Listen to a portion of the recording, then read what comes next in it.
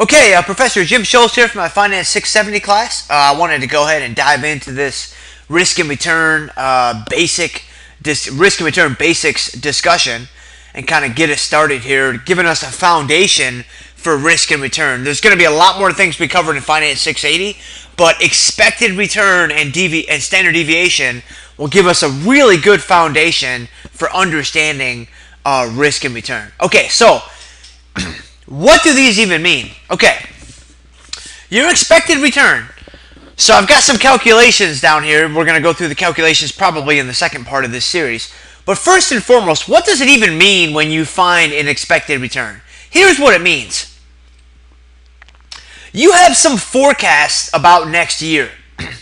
You have some estimate about the different outcomes that could transpire next year.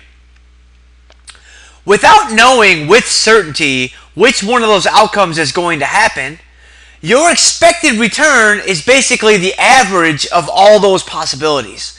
So your expected return is, okay, without knowing what's going to happen next year, what return am I expecting from next year on average? So in other words, if you can run next year over and over and over again, what would my average return be? That is your expected return. What is your standard deviation? Now, some of you guys might remember if you've had statistics recently, or maybe it's been a while, so you're thinking, yeah, I've heard about that before, but I really have no idea what that means.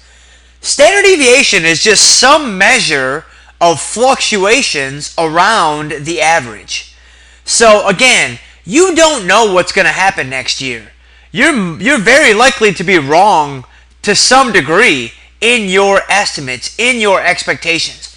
Standard deviation gives you some idea how wrong you could be, is one way to put it, right? So if I have an expected return of 8%, let's say, right? So I'm expecting 8% out of next year.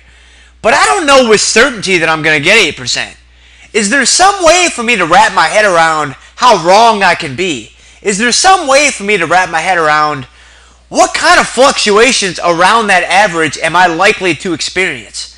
That is what your standard deviation is. That is how your standard deviation really helps to solidify, the risk and return relationship. Because you have your expected return on the one hand that gives you some idea what you're going to return. But then you have to wrap your head around what kind of risk are you assuming to achieve that return? Because in finance, as you guys will learn, even if you're not a finance concentration, just having the basic Finance 680 class in the MBA program here at Winthrop, you will learn that risk and return must be discussed together. Risk and return can never be broken apart. You can't talk about risk and then not talk about return. Or you can't talk about return and then not talk about risk. Having a one-sided discussion doesn't make any sense because they go together and they need to be taken as a pair. They cannot be taken in isolation. So that's really all I wanted to accomplish for part one. In part two, we're going to go through this state of nature table and break out these calculations.